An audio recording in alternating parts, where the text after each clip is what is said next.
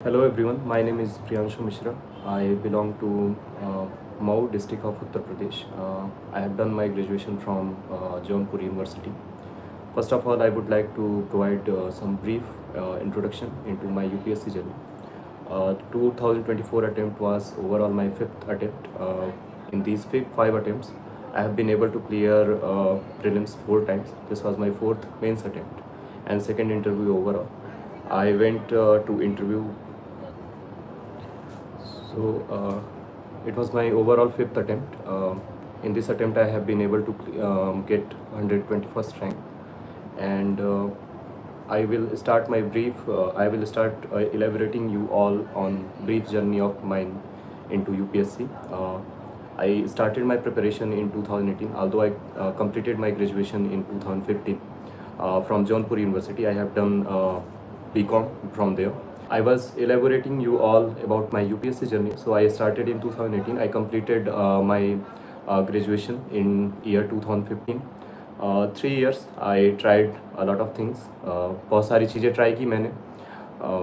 You can say कहीं कहीं failure भी हुआ, कई सारी चीज़ें हुई, and I was not able to make out anything out of that. So 2018 में it was a sudden decision. All of sudden in 2018 it was a sudden decision that I stepped into this journey. एक चीज़ मैं जो आप लोगों को ज़रूर बताना चाहूँगा कि मेरी पूरी पढ़ाई हिंदी मीडियम से हुई थी.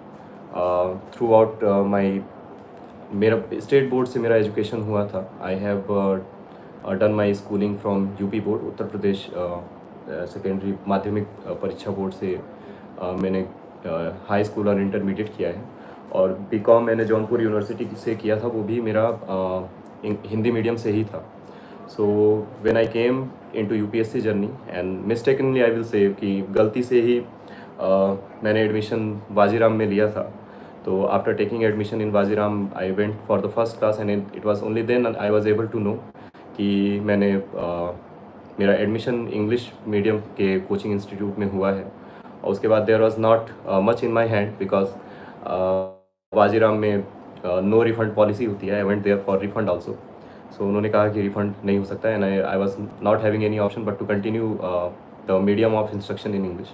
तो शुरुआत के कुछ टाइम बहुत टफ रहे थे, 3 या 4 महीने. It was really tough to keep up with because पूरी सारी टर्मिनोलॉजी ही डिफरेंट हो जाती है. As you can know that हम पूरी ज़िंदगी हिंदी मीडियम से पढ़ाई कर रहे हैं, तो उसमें जो भी सारी चीज़ें होंगी, जो भी टर्मिनोलॉजीज़ होंगी, वो सारी चेंज रहेंगी. आप वहाँ पे addition, subtraction, multiplication, division English में जो होता है, वहाँ पे जोड़ घटाना, गुणा भाग होगा. तो ये सारी चीज़ें बहुत दिक्कत करती हैं. तो वो टर्मिनोलॉजी की बड़ी प्रॉब्लम आई. शुरुआत के 3-4 महीने बहुत ज़्यादा टफ़ रहे मेरे पे. 3-4 महीने बहुत ज़्यादा टफ रहा. मेरी सारी टर्मिनोलॉजी अपडेट करनी पड़ी, सारी एनसीईआरटीज़ पढ़नी पड़ी. ये सारी चीज़ें करने के बाद कहीं इंग्लिश की प्रॉब्लम थोड़ी बहुत ईज़ हुई. और स्पेशली प्रॉब्लम ये भी थी कि आपको न्यूज़पेपर पढ़ने होते हैं. द हिंदू न्यूज़पेपर मैं पढ़ता था उस टाइम. तो द हिंदू की भी वोकेबलरी बड़ी स्ट्रॉन्ग वोकेबलरी होती है, तो वो भी कहीं ना कहीं टफ होता है एक हिंदी मीडियम के स्टूडेंट के लिए समझने में. हाउएवर चूँकि अब मैं इस जर्नी में आ चुका था, तो यू हैव टू, दो ऑप्शन थे आपके पास. चाहे आप लड़ सकते हैं, चाहे आप सरेंडर करके आप जा सकते हैं. तो ये दो ही ऑप्शंस थे और मुझे लगा कि लड़ना ज़्यादा बेटर होगा, क्योंकि अगर एग्ज़िट भी होता है तो आप एक डिग्निटीफुल एग्ज़िट लेना चाहते हो. तो आप लड़ते हुए बाहर होना ज़्यादा पसंद करोगे रादर देन कि आप बिना कोई कंपटीशन दिए ही आप बाहर हो जाओ. तो I started from major first attempt में. I missed my cutoff. I missed the cutoff by I think 2 or 3 marks. Prelims cutoff. I was not able to clear prelims in my first attempt. Second attempt onwards, I was able to clear prelims every time. Second, third, fourth and fifth attempt, हर बार मेरा prelims clear हुआ. अब अगर mains की बात करूँ तो second third attempt में मेरा मेंस क्लियर नहीं हुआ था and I was making a very big mistake there. यहाँ पे समझ में आता है कहीं ना कहीं गाइडेंस का बहुत ही क्रूशियल रोल होता है आपकी प्रिपरेशन में. गाइडेंस अगर आपको सही मिले तो आपका रास्ता कहीं ना कहीं बहुत ही ईजी हो जाता है. मैं ऑप्शनल मेरा PSIR है, तो ऑप्शनल में 2 खंड होते हैं, एक पार्ट ए पार्ट बी. तो किसी एक पार्ट से आप मैक्सिमम 3 क्वेश्चंस अटेम्प्ट कर सकते हो एंड दिस इज़ समथिंग तो जो कि सभी एस्पिरेंट्स को पता होता है. लेकिन मुझे इस बात का उतना आइडिया नहीं था और मेरे से गलती 2 बार ये हुई कि मैंने पूरे ही चारों क्वेश्चन अटेम्प्ट कर दिए और वो 50 नंबर मेरा दोनों ही में कंप्रोमाइज़ होता रहा. 50 नंबर की क्वेश्चंस का कोई मार्क नहीं मिला और उसकी वजह से फर्स्ट टाइम मेंस में मेरा 6 मार्क्स, सेकेंड में 8 मार्क्स से मेरा मेंस रह गया था। देन आफ्टरवर्ड्स 2022 का जो अटेम्प्ट रहा था मेरा, उसमें I was able to clear prelims, mains, and I went to interview also, and there was some technical error. I hope that you must have heard about AWS controversy. That time something happened there. So I presented my AWS certificate there also. I went there with my certificate, and it was found fine, and my candidature was approved at that time. Later something happened that UPSC didn't consider that, and they cancelled my candidature. I went on to fight the legal case, and the case is still pending in central CAT में अभी भी वो case pending है, तो वो अभी भी चल रहा है। तो 2022 I will say that was a mishap, बहुत बड़ा मिसहैप था। And after that I think 23rd of May 2023 was the date. उसके बाद से मुझे लगा नहीं था कि मैं कम बैक कर पाऊँगा। It was really hard. Somehow 1 साल का मैंने ड्रॉप लिया 2023 के बाद। 2023 का प्रीलिम्स मैंने नहीं दिया था। उसके बाद से उसमें मैंने अपने आप को मेंस में और स्ट्रेंथन किया, मेंस की प्रिपरेशन को और थोड़ा सा और ध्यान दिया, और उसके बाद फाइनली मैंने 2024 का प्रीलिम्स दिया, जो कि मैंने क्लियर किया। उसके बाद से मेंस भी क्लियर हुआ, और ultimately I got 121st rank in UPSC CSE 2024 examination. So this was my brief journey which I wanted you all to know. अगर मैं रिसोर्सेज की बात करूं तो रिसोर्सेज मेरे कन्फाइंड रहे हैं। मैं न्यूज़पेपर ओरिएंटेड मेरी स्टडी बहुत ज़्यादा रही है। मैं throughout my preparation in initial years I was referring only one newspaper. After that I went on to use 2 newspapers, Indian Express और द हिंदू। दोनों न्यूज़पेपर मैंने किए थे, और एक मंथली मैगजीन जो कि मैं राउज IAS की मैगजीन रेफ़र करता था। तो that was something I followed throughout my studies to keep a track on current affairs. As far as core subjects are concerned, the first history, polity, geography, environment, economy. These are the core subjects, and if you have a good hold on these particular subjects, which is also called static portion, so there is very high chances that you are going to be able to clear prelims each and every time, which has been in my case after second attempt. Second attempt के बाद I have been able to clear prelims with fine margins. I have been able to clear prelims with some 10 or 15 marks margin from the cutoff. So static में अगर आप सही रहते हो तो prelims कम से कम आपकी दिक्कत नहीं होती है। ओके भैया, I also change my medium. Okay, so I would address this question later. First of all I would like to elaborate these things. तो सबसे जैसा कि मैं आपको बता रहा था कि स्टैटिक पे अगर आपकी होल्ड रहे तो आप प्रीलिम्स आपको इतनी दिक्कत नहीं होती, प्रीलिम्स आप क्लियर कर सकते हो। और उसके लिए मेरे रिसोर्सेज बड़े ही कन्फाइंड थे। हिस्ट्री के लिए मैंने 3 NCERTs रेफ़र की थी, आर्य शर्मा, सतीश चंद्रा एंड विपिन चंद्रा की ancient medieval and modern India जो बुक आती है, यही तीनों किताबें मैंने रेफ़र की थी। पॉलिटी के लिए मैंने M लक्ष्मीकांत के अलावा कुछ नहीं किया था। M Laxmikanth apart from the newspaper and current development in constitutional and legal arena. So this was something that I followed throughout my UPSC journey. And as far as economy is concerned, economy के लिए मैंने श्री राम की एक book आती है, उसको refer किया था, और उसके साथ साथ न्यूज़पेपर से उसको सब्सटेंशिएशन भी करता था। सो एनवायरनमेंट के लिए मैंने PMF IAS को रेफ़र किया था। और जोग्राफ़ी के लिए वाजीराम की येलो बुक्स आती हैं। There are 2 yellow books of Vajiram. I find them to be very helpful as far as geography part is concerned. Geography के लिए they are very good, too good. I have not seen a single question coming out of those yellow books as far as I have been able to see, because geography is mostly वो static in nature है, उसमें बहुत ज़्यादा current developments नहीं होती हैं। तो I find those books really good as far as geography is concerned. सो इतने से रिसोर्सेज के साथ मैंने स्टिक किया है, और कहीं ना कहीं ये चीज़ मुझे मेरे लिए बड़ी हेल्पफुल रही है कि मैंने प्रीलिम्स को 4 बार लगातार प्रीलिम्स मैंने निकाला है। तो उसमें ये चीज़ बहुत हेल्पफुल रही है कि I have confined my resources मैंने बहुत ही कन्फाइंड रखे अपने, और जहाँ तक हो सका उसके मल्टीपल रिवीजन पे ध्यान दिया है। प्लस न्यूज़पेपर एक ऐसी चीज़ है जो मैं आप लोगों सबसे कहना चाहूँगा कि न्यूज़पेपर को इग्नोर मत कीजिए, कि that is multi dimensionally helpful. वो कई तरीके से हेल्पफुल होता है। आपके क्वेश्चंस मैं एक बार ये सारा ख़त्म कर लूँ, उसके बाद से फिर मैं आपके क्वेश्चंस लूँगा। फर्स्ट ऑफ ऑल मैं ये इलेबोरेट करना चाहता हूँ आप सभी को, then I would be able to take your questions. So yes, तो स्टैटिक पोर्शन के अपार्ट न्यूज़पेपर आपको इसलिए ज़रूरी है। न्यूज़पेपर से दो तीन चीज़ें आपको सीखने को मिलेंगी। एक तो आप देखोगे प्रीलिम्स के जो क्वेश्चंस होते हैं या फिर मेंस के भी जो क्वेश्चंस होते हैं, वो इस तरीके से फ्रेम होते हैं कि उसकी लैंग्वेज कहीं ना कहीं बहुत हद तक मैच करती है न्यूज़पेपर और एनसीईआरटीज़ से। So more and more newspaper and NCERTs you are going through, you are preparing yourself to the level of the you can competency level of the UPSC question system itself. तो इस तरीके से आप अगर prepare करते हो तो वो लैंग्वेज समझने में बहुत हेल्प होती है। अब मैं प्रीलिम्स की बात करूँ तो अप्रॉक्सीमेटली 100 क्वेश्चंस में थे, there will be some 55 to 60 question जहाँ आपको कुछ ना कुछ आइडिया होगा कि आप लगा सकते हो। लेकिन अब जैसा कि हम देख रहे हैं पिछले कुछ साल से टेंडेंसी ऐसी हो गई है यूपीएससी की कि we are witnessing lot of questions are coming which are doubtful. We don't know what kind of option UPSC is going to consider it correct. Okay, तो आप कुछ मार्क करते हो और यूपीएससी के हिसाब से कुछ आंसर उसके कुछ और होंगे, तो वहाँ बहुत ज़्यादा डाउटफुल चीज़ें होती हैं। तो अपने आप को सेफ गार्ड करने के लिए you will have to go an extra length. तो आपको अटेम्प्ट ज़्यादा मैक्सिमाइज़ करने पड़ रहे हैं। आप अप्रॉक्सीमेटली 92 अटेम्प्ट किए, जैसे कि 2024 वाले में मैंने टोटल 97 क्वेश्चंस अटेम्प्ट किए थे। सबकी स्ट्रेटजी अलग अलग होती है, ऐसा नहीं है कि क्वेश्चंस ज़्यादा ही अटेम्प्ट, कुछ लोग एक्यूरेसी पे भी खेलते हैं, but still in any case you have to attempt some 75 to 80 odd questions. तो इतने क्वेश्चंस आपको अटेम्प्ट करने।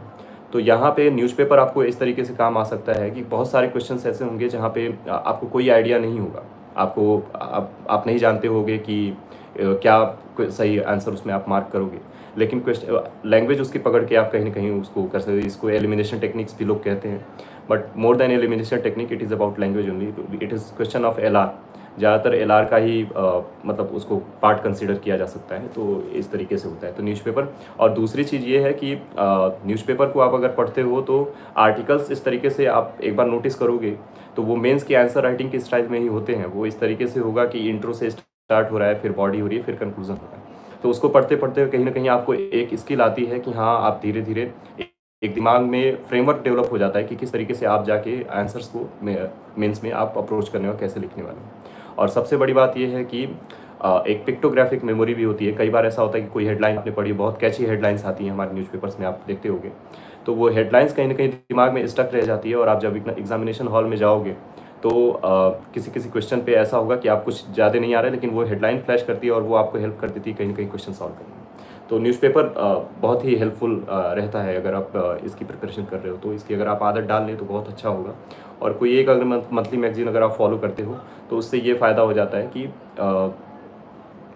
आपका जो भी न्यूज़पेपर आप पढ़ रहे हो वो उसका रिवीजन भी आप साइड बाय साइड आप करते रहते हो। So this is regarding importance of newspapers.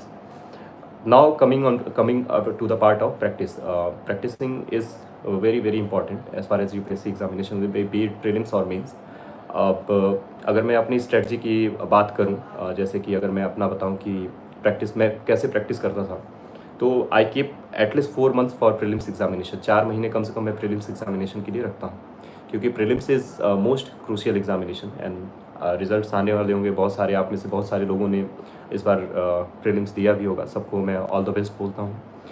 Prelims इतना क्रूशियल है क्योंकि इसमें सक्सेस रेशियो आप देखेंगे तो लेस देन 2% है। Out of 5,50,000 people only 13,000 14,000 are coming for mains. Okay, अब मेंस में अगर आप देखोगे तो there are at least 2,700 people going for the interviews, तो there success ratio is above 25%, around 30%। तो प्रीलिम्स में जो सक्सेस रेशियो है वो 2% के भी नीचे है, तो वो बहुत ही ज़्यादा कम है। तो यहाँ पे एक क्वेश्चन अगर आप इधर उधर करते हो तो उसका इम्पैक्ट बहुत मैग्नीफाइंग होता है। या आप अब इसको रेक्टिफाई करने का तरीका ये है कि आप पढ़ते तो हो प्रीलिम्स के लिए, लेकिन जितना ज़्यादा आप अगर प्रैक्टिस जितना ज़्यादा करोगे, स्पेशली पीवाईक्यूज़ की प्रैक्टिस अगर आप करते हो और सेक्शनल टेस्ट वगैरह लगाते हो, तो सेक्शनल टेस्ट से सबसे बड़ा फ़ायदा ये होता है कि आपका स्टैटिक पोर्शन जो है वो इतना बढ़िया प्रिपेयर हो जाता है कि एटलीस्ट वहाँ पे आप गलतियाँ मिनिमाइज़ कर सकते हो। स्टैटिक पोर्शन जो है वो आपके हाथ की चीज़ है, that is something that is within your hand. You are having some sources, आपके पास कुछ रिसोर्सेज पड़े हुए हैं और उसके बेसिस पे ही वो सारे क्वेश्चंस आने हैं। तो उसको स्टैटिक पोर्शन आपके हाथ की चीज़ है, उसको अगर आप स्ट्रेंथन कर लो तो कहीं ना कहीं आप अपने सिलेक्शन के चांसेस एटलीस्ट प्रीलिम्स में बहुत ही ज़्यादा मैग्नीफाई करते हो। तो प्रैक्टिस यहाँ पे आपको बहुत ज़्यादा करनी है। अब मैं अपना एग्जांपल दूँ तो 4 महीने में मेरा ये टारगेट होता था कम से कम 80 से 90 मॉक टेस्ट मैं लगाता था प्रीलिम्स के। तो वो लगाने के 2-3 फ़ायदे होते थे। एक तो रिवीजन हो जाता था, रिटेंशन कैपेसिटी चेक हो जाती थी। और दूसरी चीज़ ये भी होती थी कि कई बार ऐसा होता है कि बहुत सारी इन्फॉर्मेशन आपकी बुक्स में नहीं होती हैं, तो और आप एक्सप्लेनेशन जब देखते हो वेरियस कोचिंग इंस्टीट्यूट्स के जो भी आप सॉल्व करोगे उसके एक्सप्लेनेशंस जब आप देखोगे तो उसमें ये सारी चीज़ें मेंशन्ड होती है। बहुत सारे वैल्यू एडिशन होता है, बहुत सारा डेटा होता है, तो उससे कहीं ना कहीं वैल्यू एडिशन भी आपके जो नॉलेज बेस है उसमें होता है। तो ये एक और बेनिफिट आपको ये टेस्ट सीरीज लगाने से होता है। और जहाँ तक PYQs की बात है तो PYQs are the best guide for any examinations. कोई भी एग्ज़ाम आप देने जाओगे उसके लिए PYQs जो है वो बेस्ट गाइड होते हैं। उसमें एक पैटर्न छुपा होता है और अगर आप वो पैटर्न पकड़ लेते हो तो कहीं ना कहीं कुछ क्वेश्चंस के लिए आपको ईज़ हो जाता है apart from your knowledge base. Mains के लिए सिमिलरली PSIR मेरा ऑप्शनल था, तो मेंस के लिए कुछ तो पहले की प्रिपरेशन, अब जैसे दिस टाइम जो अभी समय जा रहा है ये मेंस के लिए बहुत ही ज़्यादा क्रूशियल टाइम है। ये टाइम ऐसा टाइम है जहाँ पे आपको अपनी कैपेसिटी यूटिलाइज़ करनी पड़ेगी मेंस पार्ट ऑफ प्रिपरेशन के लिए। जितना ज़्यादा हो सके उतना मेंस को प्रिपेयर करें इस टाइम। यहाँ से आपके पास एक पूरा फ्रेमवर्क तैयार होना चाहिए कि बाय विच मंथ कितना सिलेबस आप कंप्लीट कर चुके होगे with PYQs and some test series के जो मेंस का होगा। आप दिसंबर तक का समय मेंस के लिए दे सकते हो, उसके बाद से आप प्रीलिम्स के लिए। लेकिन ये टाइम बहुत ही क्रूशियल होता है मेंस के लिए। जो मैंने ड्रॉप ईयर लिया था 2023 वाला जो अटेम्प्ट मैंने ड्रॉप किया था वो इसलिए भी बहुत ज़्यादा क्रूशियल था क्योंकि ड्रॉप लेने के बाद मई से लेकर दिसंबर तक का जो समय था वो मैंने यूटिलाइज़ किया था अपना for the purpose of mains preparation. उसके लिए मैंने नोट्स कन्फाइन किए थे। उसके बाद से फिर मैंने आंसर्स लिखे थे तकरीबन 4 या 5 साल के पूरे PYQs मैंने लिखे थे उसमें, GS 1 2 3 4 एंड ऑप्शंस के। तो इसमें ये बहुत ही क्रूशियल समय रहा था। तो ये आपके लिए भी बहुत क्रूशियल टाइम है इर्रेस्पेक्टिव ऑफ द फैक्ट कि आपको इस टाइम मेंस लिखना है, इस बार नहीं लिखना है, but this is time that you must utilise to its fullest potential. इसको बहुत अच्छे से आपको यूटिलाइज़ करना चाहिए। 2024 वाले मेंस के अटेम्प्ट में जहाँ तक मैं आपको एक बार इलेबोरेट करूँ, so I was left with 90 days. I think 1 July और 2 जुलाई को रिजल्ट्स आए थे एंड सितंबर एंड में इसका मेंस होना था। तो थ्रू आउट दिस पीरियड मेरी स्ट्रेटजी ये रही थी कि 8 घंटे का पूरा समय रहता था और उसको मैंने 4 घंटे में डिवाइड किया था ऑप्शनल और GS के लिए। तो 3 घंटे मैं पढ़ता था और 1 घंटे मैंने 5 क्वेश्चन एटलीस्ट डेली लिखे। तो तकरीबन 10 क्वेश्चन मैं ऑप्शनल और इसके दोनों मिला के मैं लिखता था डेली। और वो बड़ा हेल्पफुल रहा क्योंकि जैसे कि PSIR के मैंने पिछले 5 साल के जो आंसर्स लिखे थे और जब मैं एग्जामिनेशन हॉल में गया हूँ और वहाँ पे मैंने देखा है तो कम से कम 10 क्वेश्चन जो 10 मार्कर्स आते हैं वो 10 क्वेश्चन ऐसे थे वो कई बार मैंने लिखा हुआ है। तो वो समय की भी बचत हो जाती है आपकी, क्योंकि इसके पहले आपने आंसर लिखा हुआ है तो फ्रेमवर्क तैयार करने में आपको टाइम नहीं लगता है। वो द मोमेंट आपने क्वेश्चन देखा आपके दिमाग में तुरंत फ्रेमवर्क आता है और उसको कॉपी पे उतारने में आपको बहुत ज़्यादा समय नहीं लगता। तो इस तरीके से ये काफ़ी हद तक हेल्पफुल रहता है अगर आप आंसर ज़्यादा से ज़्यादा लिखते हो।